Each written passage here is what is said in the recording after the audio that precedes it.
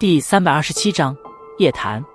房间之中，萧炎双手护在脸前，好半晌后，眼角余光方才射出手臂缝隙，望着面前没有反应的黑色戒指，这才将手臂放了下来，然后摸了摸身体，似乎没哪里有所残缺。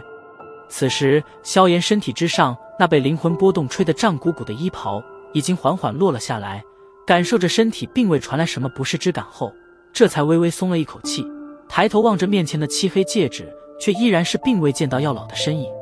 究竟是怎么回事？皱着眉头疑惑地喃喃了一声，萧炎再度呼唤了几声，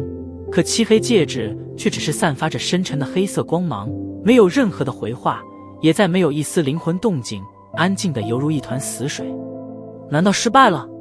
可先前那股灵魂波动的确是老师的，等待许久